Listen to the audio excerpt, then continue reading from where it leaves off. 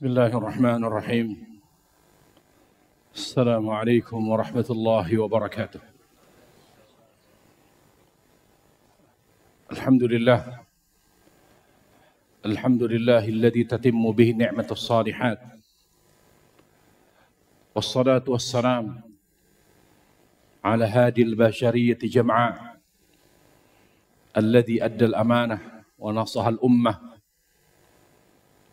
وجاهد في الله حق جهاده، وعلى آله وصحبه ومن تبعهم بإحسان إلى يوم الدين. أما بعد.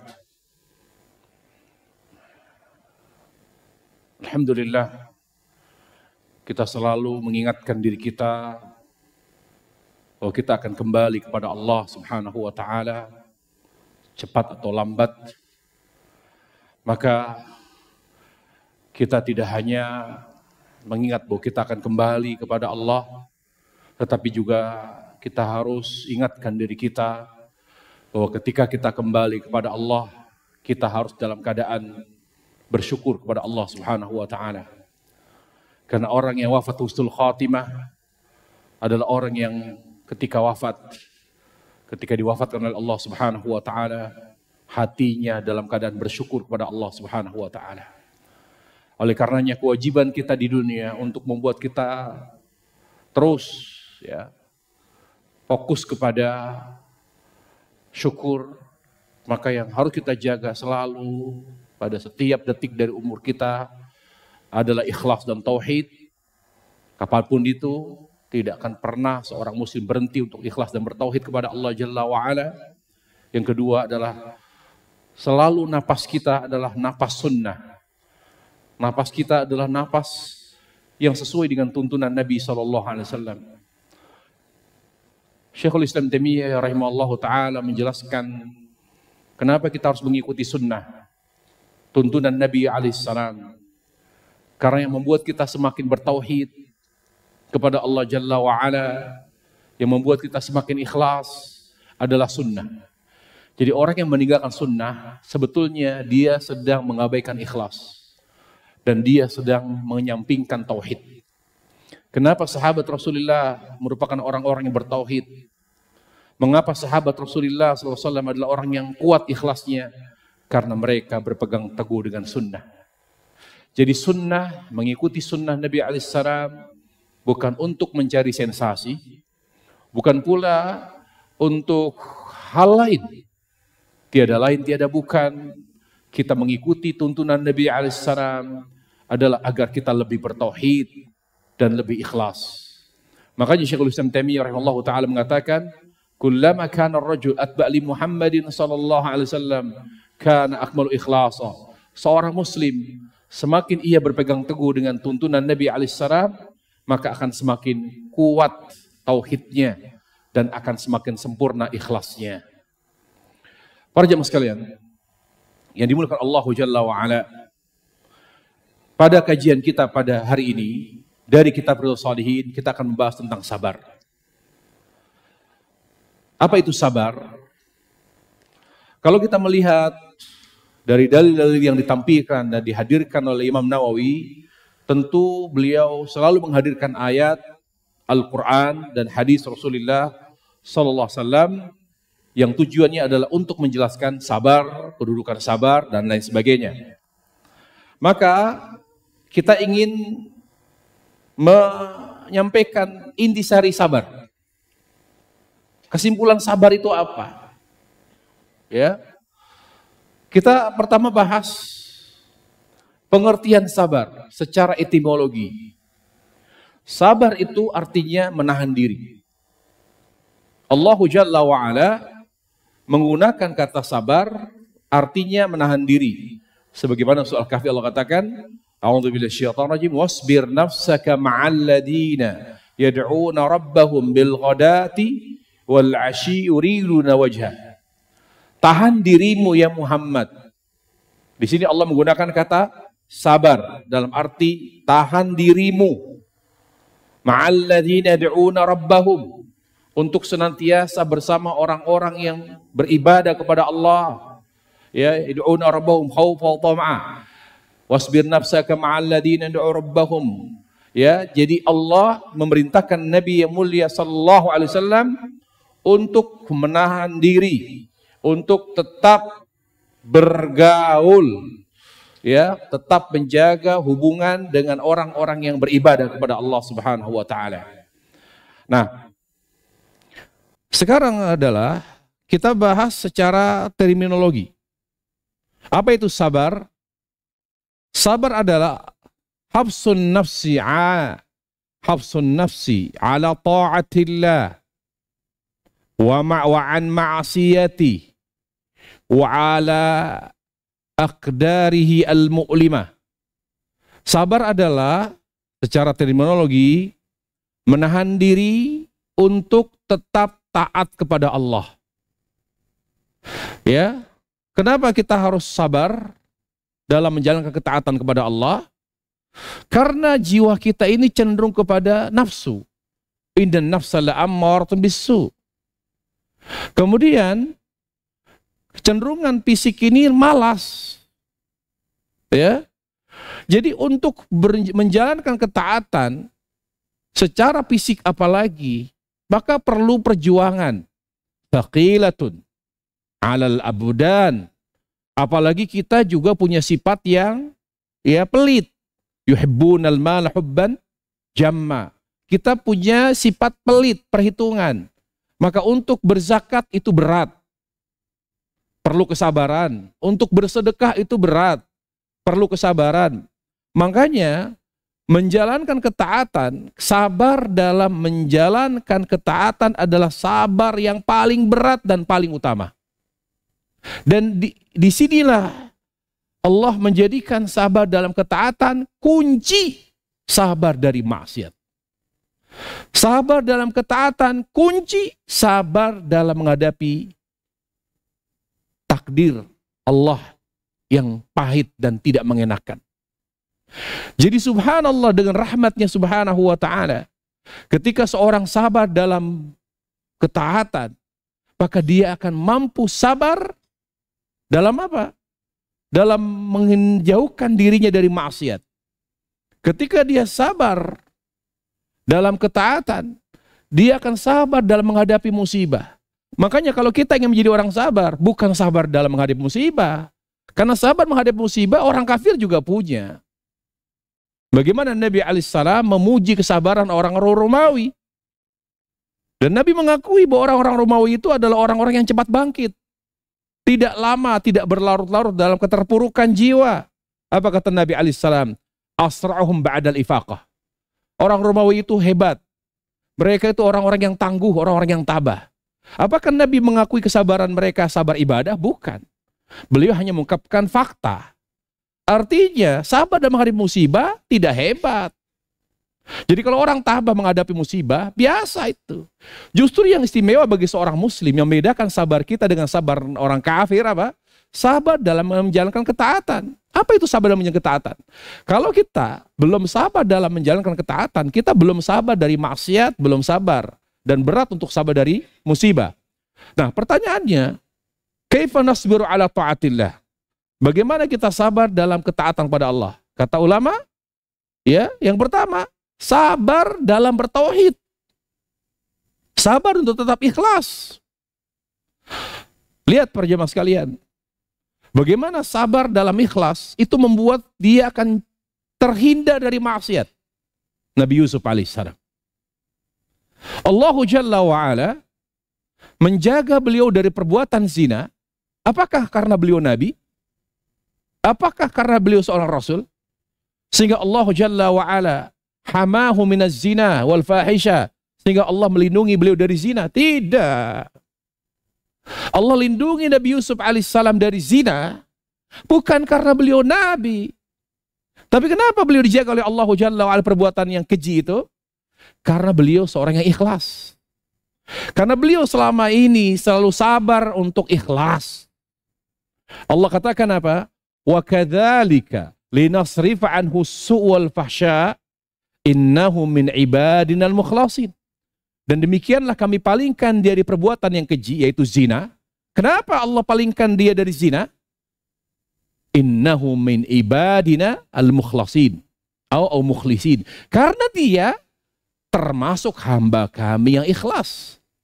Ayat ini dari surat Yusuf adalah dalil bahwa kunci dalam ketaatan, yaitu kunci dalam ikhlas dan tauhid, ya, bahwa taat dalam, sahabat dalam ketaatan, dalam ikhlas, dalam tauhid, membuat seorang akan semakin dijauhkan oleh Allah dari maksiat. Ya, dari maksiat. Jadi para jemaah sekalian yang dimuliakan Allah Subhanahu wa taala, pertama, kalau kita ingin menjadikan diri kita sabar, kita harus sabar dalam tauhid. Jadi orang yang berbuat syirik, dia tidak sabar. Segala bentuk syirik. Syirik besar, syirik kecil, riya, sum'ah. Gak sabar dia. Jadi jangan pernah mempersempit makna sabar. Artinya hanya sabar dalam menghadapi musibah. Bayangkan makanya kata Ibnu Katsir rahimahullah, seluruh kata sabar, seluruh ayat sabar di Al-Quran, kata Imam Ahmad, lebih dari 40 ayat. Ba'da tatabbu was sabar, setelah saya telusuri ayat-ayat tentang sabar, yang jumlahnya lebih dari 40, semua ayat tentang sabar, berbicara tentang sabar dalam ketaatan. Kecuali satu ayat dalam Al-Baqarah, yang ya berbicara tentang sabar dalam menghadapi musibah. Yaitu apa? Al-Baqarah 155. Itu aja. Selain Al-Baqarah 155, semua ayat sabar, maksudnya sabar dalam ketaatan.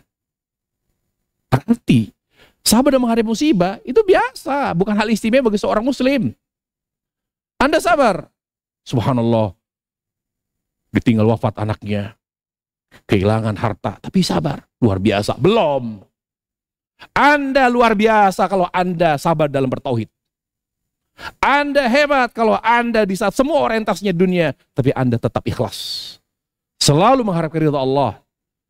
Semua kebaikan yang kita kerjakan semata-mata karena perintah Allah. Itu baru hebat. Yang kedua, orang sabar itu sabar di atas sunnah. Selama kita belum di atas sunnah Rasulullah, belum di atas petunjuk Nabi alaihissalam, bukan sabar. Sabar itu ketika dia sabar di atas sunnah. Makanya kata Nabi alaihissalam, seorang yang berpegang teguh dengan tuntunan Nabi dan sunnahnya di akhir zaman, seperti memegang bara api berat. Bahkan Rasulullah SAW berkata pada sahabat, nanti di akhir zaman umatku, nanti akan ada umatku, atau akan ada sekelompok orang yang mendapatkan pahala lebih baik dari kalian. 50. Kata sahabat, dari kami. Lebih baik dari kami 50 pahala. Lebih baik dari kalian. Siapa mereka? Yang berpegang teguh dengan sunnahku, tapi mereka tidak bertemu denganku. Berat. Sahabat Rasulullah konsisten dengan sunnah, karena di depan mereka ada figur. Ada Nabi alaihissalam, tempat menjadi rujukan. Ada masalah, kalau mereka curhat, ketika mereka ada, turun jiwa mereka, semangat mereka dalam beribadah, turun iman mereka, mereka lihat Rasul, semangat lagi. Nah sekarang figur kita siapa? Siapa yang menjadi rujukan kita? Makanya kalau kita istiqomah, mampu sabar di atas sunnah, di atas tuntunan Nabi, di saat kita tidak punya figur, perlu pengorbanan, perjuangan, maka pahalanya yang kita dapat lebih baik dari sahabat Rasulullah 50. Yang terakhir apa? Sabar dalam ketaatan, artinya mencukupkan diri dengan apa yang dihalalkan Allah. 3 objek sabar. Tauhid, sunnah, dan halal. Ya, itu definisi sabar secara secara terminologi. Kemudian para jemaah, sabar itu adalah sifat yang muncul secara otomatis. Khuluq, perangai. Bukan ujuk-ujuk. Makanya ada orang mengatakan, kok sabar itu mudah diucapkan, tapi tidak mudah diaplikasikan. Ya, karena sabar itu bukan perangai yang datang secara tiba-tiba. Mari kita pelajari. Ya, apa itu sabar? Sabar itu adalah perangai yang datang dari Allah. Yang datang dari Allah Jalla wa'ala. Para jamaah sekalian, orang bergelar tinggi belum tentu sabar dalam ketaatan. Belum tentu. ada seorang kiai, tapi kok tidak takut, ya? Tapi kok malah berbuat syirik, kok malah memusuhi sunnah, kok la yatawarra, malah main perempuan, kok bisa mencabuli santriwatinya, kiai, tokoh agama. Kita bilang, para jamaah sekalian, Allah Subhanahu wa taala, karena sabar tidak ditentukan oleh gelar. Dia tidak lahir secara tiba-tiba. Dia harus ada muqaddimahnya. Apa itu sabar? Para jamaah sekalian, sabar itu hakikatnya ikhlas. Makanya kata Ibnu Qayyim rahimahullah, ikhlas itu buah cinta kepada Allah. Kalau seorang sudah cinta Allah, lalu dia mendapatkan nikmat, maka buahnya syukur. Jadi syukur itu datang secara otomatis. Dia tidak akan pernah kufur ketika diberi nikmat Allah sebanyak apapun, ya. Maka dia tidak akan pernah kufur karena dia punya kekuatan cinta kepada Allah sehingga dia tetap ingat Allah walaupun dia mendapatkan nikmat besar, dia tidak merasa hebat. Apa yang dilakukan oleh hatinya? Melahirkan syukur. Jadi syukur itu ikhlas. Jadi buah dari hasil pohon cinta kepada Allah ketika mendapatkan nikmat namanya syukur. Baik. Ketika dia menghadapi musibah, mengalami masa berat yang membebani jiwa, yang memeras otak, jiwa pun tertekan, tekanan batin luar biasa. Tapi dia sabar. Kenapa sabar? Karena di saat itu hatinya melahirkan kekuatan ikhlas. Karena hatinya yang cinta Allah melahirkan kekuatan ikhlas. Itu apa? Ikhlas di saat mengalami musibah namanya sabar. Kemudian di saat dia melakukan suatu perbuatan dosa, perbuatan dosa yang kita lakukan belum tentu membuat kita segera bertobat. Kenapa? Karena lemahnya kekuatan cinta.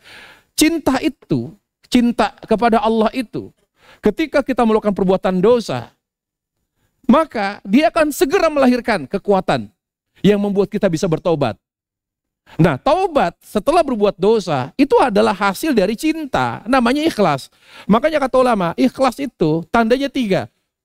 Asyukru indan ni'mah, wasabru indal musibah, wattaubatu inda adzan. Jadi tanda orang yang ikhlas itu dia selalu bersyukur ketika mendapatkan nikmat, dia akan selalu sabar ketika menghadapi musibah, dan dia akan selalu bertobat setiap kali berbuat dosa. Jadi intinya adalah hati ini selalu terarah kepada Allah. Terarah kepada Allah Jalla wa'ala. Makanya saya bacakan di sini perkataan Ibnu Rajab rahimahullahu ta'ala.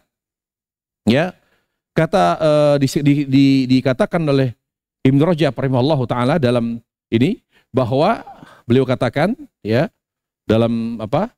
Bahwa yang paling, ya, membuat kita sulit sabar, yang membuat kita sulit untuk bersabar, ya, adalah dikatakan adalah ketika kita tidak menyingkirkan dunia dari hati kita.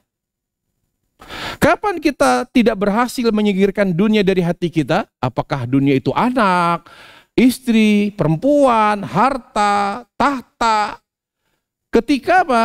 Pertama, orientasi kita, ambisi kita terhadap jabatan itu begitu kuat sekali. Riasah. Pengen jadi pejabat. Kemudian syuhra, ketenaran. Mungkin kita tidak mengalami itu. Enggak, saya juga biasa aja jadi pejabat. Biasa aja, oke. Terus tenar? Enggak juga. Saya juga bukan public figure.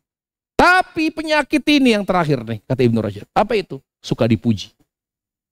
Jangan bermimpi kita akan menjadi seorang yang memiliki hati yang cinta Allah ketika kita masih suka dipuji. Dan Ibnu Qayyim menguatkan, kata beliau, virus yang paling mematikan hati adalah hubbul madah, suka dipuji oleh manusia. Allah padahal selalu mengingatkan dalam Al-Quran. Berapa surah Al-Quran Allah mulai dengan Alhamdulillah. Kalau kita menghayatinya, kenapa Allah memulai Al-Fatihah Alhamdulillah, memulai surah Al-Kahfi Alhamdulillah, surah yang Alhamdulillah? Artinya yang berhak dipuji itu Allah. Kalau kita tidak dipuji tapi didoakan, kita ini banyak kekurangannya.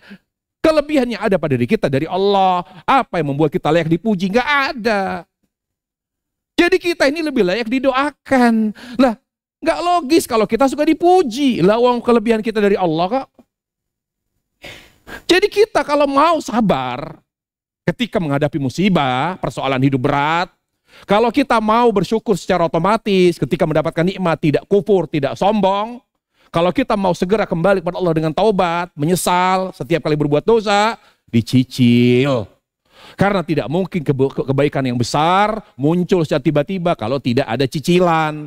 Bagaimana cicilnya? Selama kita tidak mengalami ujian 3 tadi, ujian kenikmatan, ujian musibah, ujian kesalahan, dicicillah ikhlas dengan apa? Dengan menjadikan diri kita adalah orang yang paling tidak suka dipuji. Paling tidak suka dipuji. Dari beberapa virus ikhlas kata Ibnu Qayyim, ria, sum'ah, ketenaran, bangga diri, ya, bangga diri, sombong, yang paling membahayakan hati, yang sudah baik, yang sudah mulai cinta kepada Allah, suka dipuji.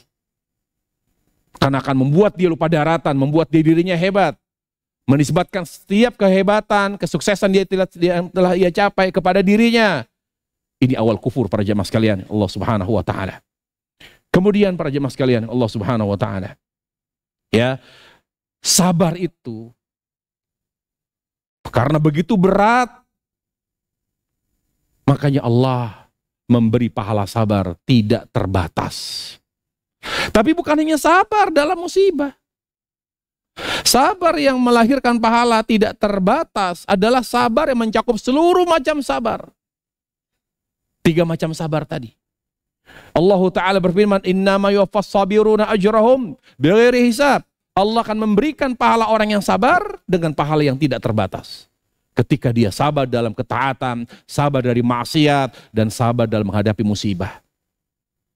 Nah ini. Kemudian, perjamaskan Allah Subhanahu wa Ta'ala, dalam surah Al-Imran yang dibawakan oleh Imam Nawawi, dalil tentang sabar, ayat 200, Allah berfirman, ya ayyuhalladzina amanusbiru, wahai orang yang beriman, bersabarlah. Kenapa Allah berkali-kali memerintahkan kita untuk sabar? Bahkan penyajiannya beraneka ragam. Kadang perintah sabar langsung, kadang menyebutkan keutamaan sabar, kadang ini dan sebagainya. Penyajiannya beda-beda. Intinya adalah perintah untuk sabar. Karena dengan kita bersabar, maka kita akan bersyukur. Jadi sabar itu bukan tujuan. Kita sabar supaya bersyukur. Karena orang tidak mungkin langsung bersyukur kepada Allah kalau tidak sabar, gitu loh. Makanya Syekhul Islam Taimiyah mengatakan, as-sabru wasilah wa syukru ghaya. Sabar, kenapa kita harus sabar? Supaya bersyukur.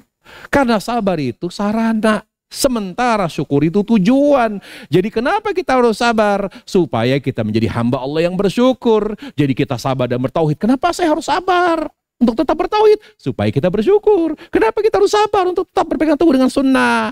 Berpegang teguh dengan tuntunan, mencontoh Rasul. Supaya kita bersyukur. Kenapa kita harus sabar dari maksiat? Aduh gak kuat godaan perempuan. Aduh gak kuat godaan.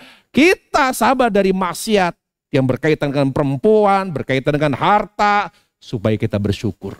Jadi kalau kita main perempuan, silahkan, yang rusak syukur kita kepada Allah. Kalau sudah rusak syukur kita, nggak ada kebahagiaan. Para jamaah, syukur itu identik dengan kebahagiaan. Apa kata Allah? La in syakartum la azidannakum. Bahwa yang namanya bahagia hanya datang dari syukur. Nggak ada lagi cara yang lain, nggak ada lagi jalan yang lain. Inna sa'adata innama ta'ti minasyukur. Bahwa kebahagiaan itu datang dari syukur. Dan syukur datang dari sini. Makanya Allah Maha Adil. Allah tidak beri kebahagiaan melalui materi. Kalau seandainya melalui materi kebahagiaan itu diraih, orang kaya hanya orang kaya yang bahagia. Tapi orang miskin yang tidak punya apa-apa, yang hidup makannya susah, bisa bahagia. Karena kebahagiaan itu hanya di hati. Dari mana orang bisa bahagia? Dari syukur. Bersyukur kepada Allah Jalla wa'ala.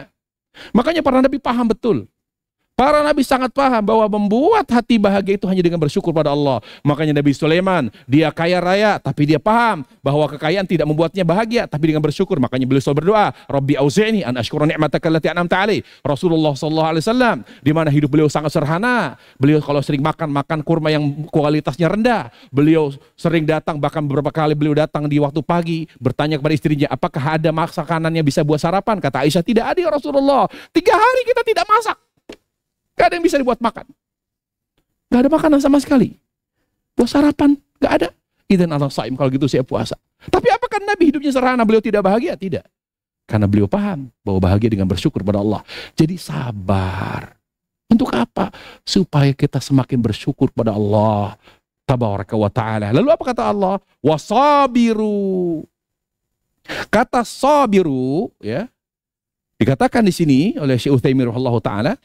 Jadi orang untuk untuk bisa sabar, ternyata dia butuh apa? Sabr an maksiyah, wa sabr wal musabarah ala ta'ah. Wal musabarah, apa itu musabarah? Isbiru wa sabiru. Kata beliau, li'anna ta'ata fiha amran. Fi'lun yatakallafu bihi insan. Jadi perlu apa ya? Perlu perjuangan gitu loh. Untuk bisa berbuat baik, orang tuh harus maksa diri. Kalau nggak dipaksa, nggak ada niat, nggak bakalan berbuat baik gitu. Nah, makanya dia harus niat. Nah, ketika seorang berbuat baik harus niat, itu namanya musabarah, ada perjuangan. Yang kedua, thiqlun an nafs. Karena kebaikan itu tidak mudah, berat bagi jiwa, ya kan? Li'anna fi'l ta'ah kata'ril ma'siyah. Karena berbuat taat, melakukan ketaatan itu seperti meninggalkan maksiat, semuanya sama-sama berat. Jadi orang itu kalau untuk berbuat baik, apalagi di akhir zaman ini, dia yang pertama, dia harus niat. Dia harus niat betul berbuat baik. Yang kedua, dia harus berjuang. Berjuang, karena di saat semua orang sudah terbiasa dengan riba, dia beda. Di saat semua orang biasa dengan lawan jenis, dia tidak. Di saat semua orang begini, dia beda. Itu kan berat. Makanya wasabiru, terus niatkan kebaikan, terus berjuang, ya. Kemudian apa? Warabitu. Apa makna al-murabatah di sini? Kata ulama, ya, al-murabatah kathratul khair wastimrar ali. Kalau kita ingin sabar, ya, perbanyak kebaikan dan continue. Ya, jadi perbanyak kebaikan. Karena ketika kebaikan kita dibalas oleh Allah Jalla wa Ala, maka Allah akan menuntun kita kepada kebaikan yang lain. Jadi supaya kita jauh dari maksiat, supaya kita sabar, maka jangan pernah membuat diri kita banyak kosongnya. Orang yang banyak kosongnya, orang yang banyak nganggurnya lebih dekat kepada maksiat. Makanya kita sibukkan diri kita kebaikan. Setelah sholat, fa idza faragta fansab, itu makna ayat fa idza faragta fansab. Jadi orang Islam itu tidak boleh ada waktu yang kosong. Boleh nggak seorang istirahat? Ketika istirahatnya untuk mengembalikan energi, saya istirahat, lelah. Dia refreshing, dia jalan-jalan untuk mengembalikan semangatnya untuk kembali beribadah, maka itu termasuk fa idza faragta fansab. Ya, fa idza faragta fansab. Nah, kemudian para jemaah sekalian Allah Subhanahu wa taala, yang berikutnya adalah dalam menghadapi musibah. Nah, ini fokus kepada musibah. Karena sabar identik dengan sabar dalam menghadapi musibah. Maka dalam hal ini, para jemaah sekalian, ada 4 sikap seorang hamba dalam menghadapi musibah. Yang pertama, tasakhut. Kapan seorang tidak sabar dalam menghadapi musibah? Ketika dia bermaksiat kepada Allah dengan hati atau dengan lisan atau dengan perbuatan. Maka dia disebut tidak sabar. Karena sabar itu menahan diri dari apa yang diharamkan Allah. Misal, kalau dia sakit, Ustaz, saya mau nanya. Kalau saya sakit lalu kita bilang, aduh ya Allah, gak kuat. Aduh, apakah tidak sabar? Sabar. Kenapa? Karena lisannya hanya mengatakan aduh, gak kuat. Tapi kalau sampai dia mengatakan, ya Allah, kenapa saya harus sakit? Apa salah saya? Engkau tidak adil, baru maksiat. Jadi yang membuat seorang keluar dari batasan sabar, ketika dia bermaksiat dengan hatinya, dia berburuk sangka kepada Allah, berburuk sangka. Atau lisannya menyalahkan takdir. Atau perbuatannya, kalau perempuan misalnya dia gara-gara bubar rumah tangganya lalu dia buka jilbabnya. Kita bilang, Anda ibu tidak sabar. Karena Anda telah bermaksiat kepada Allah. Tapi Ustaz, saya nggak kuat. Anak saya dibawa oleh suami saya. Saya nggak ada anak, bagaimana? Stres saya buka jilbab saya. Kita bilang, ibu tidak sabar. Yang namanya musibah, semua orang akan mengalami musibah. Tapi kalau saya udah nggak kuat, silakan Bu. Tidak kuat nggak ada masalah. Tidak menerima musibah nggak ada masalah. Bukan maksiat. Perhatikan, kata Syekhul Islam Taimiyah, seorang tidak ikhlas menerima musibah nggak ada masalah. Tidak masalah. Ya. Yang wajib apa? Yang wajib adalah menahan diri dari maksiat. Jadi kalau orang misalnya mengalami musibah, hal yang tidak menyenangkan, dia tidak terima. Misalnya mengalami musibah kematian.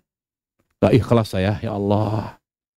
Gak ikhlas saya kehilangan anak, apalagi anak semata wayang. Ya Allah, gak ikhlas. Apakah dia tidak sabar? Sabar. Tetap sabar orang yang tidak menerima musibah kematian. Yang membuat dia keluar dari sabar, ketika dia dengan hatinya, kenapa ya Allah engkau mencabut dia? Engkau tidak adil. Saya ini tidak pernah bermasalah. Saya dari kecil beriman kepadamu. Islam, mukmin. Kenapa orang kafir yang selalu kufur, isinya kufur kepadamu ya Allah, malah anaknya banyak, sehat-sehat, pinter-pinter. Saya beriman kepadamu malah kehilangan anak. Nah itu baru suruh maksiat, karena dengan lisannya bermaksiat. Jadi orang sabar itu bukan berarti nerima. Bukan berarti ikhlas. Ini yang harus diluruskan di persepsi masyarakat. Orang sabar itu artinya dia tidak menerima tapi tidak sampai bermaksiat. Itu masuk sabar. Makanya level kedua apa? Ayasbir. Yang paling rendah, yang di luar sabar, ayatasakhat. Dia nggak nerima dengan bermaksiat kepada Allah. Imma bil qalb, wa imma bil lisan, wa imma bil fi'il, bil jawarih. Di mana dia tidak menerima atas musibah, atas takdir Allah al-mu'limah, takdir Allah yang pahit. Dengan hatinya berburuk sangka kepada Allah, atau dengan lisannya, atau dengan perbuatannya. Nah ini. Yang kedua, sabar. Di mana dia mungkin tidak menerima. Nah kata Syekhul Islam, ketika seorang muslim tidak menerima musibah, tidak ikhlas, maka dia masih dalam kategori sabar. Tapi bukan sabar yang level tinggi. Jadi ketika seorang muslim tidak ikhlas menerima kenyataan yang pahit dan memilukan dalam hatinya, dia tetap diberi apa? Keutamaan sabar, apa? Ampunan. Jadi seorang muslim, begitu rahmatnya Allah, begitu besarnya rahmat Allah kepada hambanya, kalau ada hamba yang beriman tidak ikhlas menerima musibah, tetap Allah jadikan musibahnya penghapus dosa. Kapan dia mulai mendapatkan pahala? Kapan dia mulai diangkat derajatnya Allah? Ketika dia sabar. Ketika dia sabar, baru pahala mengalir. Tapi selama beliau belum ikhlas, belum menerima, tetap musibahnya menghapus dosa. Lalu yang ketiga, naik lagi derajat tuh. Ridho. Ya, apa itu ridho? Dia menerima, kata Syekh Utsaimin rahimahullah taala, bi ayyakunal insanu musyarihan sadru, di mana dia menerima dengan hatinya. Terima ya Allah, saya nerima. Tidak ada rasa protes, nggak ada sama sekali. Nerima sepenuh hati sudah. Munsyarihan sadru. Jadi orang yang menerima sepenuh hati dengan musibah, nerima, ikhlas, nerima, namanya ridho. Dan langsung Allah berikan apa? Pahala sebesar ridhonya. Ya, Pak Allah ampuni dosanya sebesar berapa besarnya, betapa besar dan beratnya musibah yang menimpanya. Kemudian Allah angkat derajatnya setinggi apa? Setinggi derajat yang Allah angkat sesuai dengan sabar yang dia hadirkan. Yang terakhir, nah yang tertinggi ini. Apa itu? Syukur. Dia bersyukur mendapatkan musibah. Qala Utsaimin fayashkurullah 'alaiha. Di mana dia bersyukur? Alhamdulillah saya dikasih sakit. Alhamdulillah, nikmat. Hah? Anda sakit menikmati? Alhamdulillah. Kenapa Anda bersyukur? Karena saya mendapatkan pahala dari musibah ini. Dulu waktu saya sehat, saya banyak maksiat. Alhamdulillah dengan saya sakit, saya banyak berzikir kepada Allah. Saya tidak pernah lalai dari sholat. Dulu waktu saya sehat, banyak duit, coba. Betapa banyak maksiat yang saya lakukan. Saya bersyukur. Alhamdulillah Allah kasih saya penyakit. Membuat saya ingat Allah, membuat saya sadar, membuat saya lebih dekat kepada Allah dengan sholat. Tidak pernah saya lewatkan, bahkan bukan hanya sholat fardu, sholat sunnah semua saya kerjakan. Dulu waktu saya sehat, boro-boro sholat sunnah wajib pun saya tinggalkan. Alhamdulillah. Wa yashkurullah azza wa jalla min ajli anna Allah yurattibu lahu thawab. Karena dia justru lebih mendapatkan pahala dari Allah lebih banyak ketika dia dalam keadaan mengalami musibah. Ya, makanya dikatakan walihada yudhkar an ba'dil abidat, dikatakan ada seorang ahli ibadah jarinya luka. Ya, luka begitu jarinya. Fahamidullah, lalu dia bertahmid, alhamdulillah jari saya luka. Ditanya, kaifa tahmadillah wal usbuqat asama asabah? Kok bisa kamu jarimu luka kok malah bersyukur, malah bertahmid kepada Allah? Qalat inna halawata ajriha ansatni mararata sabriha. Kenapa saya bersyukur? Karena pahala yang saya dapat dari luka di jari ini itu melupakanku akan pahitnya, ya, melupakanku dari perihnya, pedihnya luka yang menimpa jariku. Jadi gara-gara pahala besar yang saya dapatkan dari lukanya jari itu membuatku lupa. Saya lupa tuh bahwa ini pedih, perih, ya, lupa. Kenapa dilupakan oleh apa? Oleh pahala besar. Para jemaah, musibah yang menimpa seorang mukmin semakin berat bebannya, besar musibah, semakin besar pahala. Jadi kalau orang ingin bersyukur kepada Allah Jalla wa'ala, maka ingat pahalanya. Tapi itu bukan level kita lah, kita tahu diri lah. Level kita adalah yang penting kalau menghadapi persoalan berat, jangan sampai bermaksiat. Udah itu aja dulu deh. Kalau lebih dari itu kayaknya terlalu tinggi, terlalu muluk-muluk kita. Udah biasa aja. Apa kata seorang penyair? Halaka mar'um ma'alam ya'rif qadra. Binasa orang yang tidak tahu dirinya. Nah, kita level mana nih? Levelnya mana? Level kita adalah kalau kita menghadapi musibah, maka hadapi jangan dengan maksiat. Kalau untuk sampai ridha, kalau untuk sampai bersyukur, ya kita minta kepada Allah agar ditingkatkan derajatnya. Tapi paling tidak kita ini, ya, jangan sampai kita bermaksiat kepada Allah ketika Allah Jalla wa'ala menguji kita dengan ujian musibah. Dan terakhir, Allah Ta'ala ketika sayang kepada hambanya, mencintai hambanya, maka Allah uji kita melalui ujian musibah. Itu bukti cinta Allah kepada kita. Ketika Allah Jalla wa'ala mencintai dan menyayangi hambanya, maka Allah uji dia melalui musibah yang datang dari orang yang dia cintai. Musibah menimpa seorang mukmin yang Allah cintai, yang datang dari mana? Dari orang yang dia cintai. Datang dari istri, dari anak, dari suami. Allah menguji Nabi Nuh melalui siapa? Anaknya. Allah menguji Lut melalui istrinya. Allah menguji Nabi Ibrahim melalui ayahnya. Allah menguji Asya binti Muzaim melalui suaminya. Allah menguji Nabi Ibrahim melalui pamannya Abu Lahab. Lihat, Nabi manusia yang paling Allah cintai, tapi pamannya Allah abadikan sebagai orang yang Allah kabarkan dengan neraka. Tabat yada abi lahabi wa tab. Nama pamannya. Paman yang sangat sayang kepada Rasulullah itu Abu Lahab.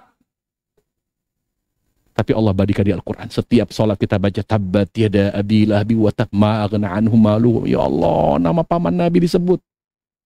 Padahal beliau paman yang sangat mencintai Nabi sejak beliau bayi. Ujian bagi Nabi alaihissalam, ujian. Jadi itu bukti, pelajaran kita ambil dari ayat-ayat tadi yang saya sebutkan, ya, kisah-kisah Nabi, para Nabi dan sampai Rasul kita Muhammad SAW, bahwa ketika Allah mencintai kita, maka Allah akan menguji kita melalui ujian musibah yang datang dari orang yang kita cintai. Jadi kalau kita dilawan sama anak, ya Allah, sakit saya, udah capek kerja, pulang pagi, berangkat pagi, pulang kerja, kok dilawan sama anak, sakit hati. Ingat, tenang, sabar. Berarti Allah sedang mencintai kita. Di mana Allah uji kita melalui anak kita. Sabar. Allah ingin angkat derajat kita. Belum tentu kita dapat pahala dari sholat kita. Belum tentu kita dapat pahala dari puasa Ramadan kita. Belum tentu kita dapat pahala dari haji, walaupun haji plus. Tapi kalau dari musibah, pasti ada pahala di sana. Makanya kata ulama, laulal masaib lawaratna yaumal qiyamati minal mafalis. Kalau bukan karena musibah dunia, kita nanti pulang ke kampung akhirat belum tentu bawa pahala. Belum tentu. Jadi pahala itu justru lebih banyak kita dapatkan dari mana? Dari musibah. Semoga Allah memberikan kita kesabaran. Semoga Allah Jalla wa'ala meningkatkan keimanan kita. Dengan keimanan kita, kita bisa mampu menjadi orang yang sabar. Dan semoga sabar kita mengantarkan kita kepada syukur kepada Allah Subhanahu wa ta'ala. Demikian kajian kita pada pagi hari ini atau siang hari ini. Wassallallahu ala Nabi Muhammad wa ala alihi wa sahbihi wasallam. Subhanakallah bihamdik. Asyhadu an la ilaha illa anta astaghfiruka wa atubu ilaik. Assalamualaikum warahmatullahi wabarakatuh.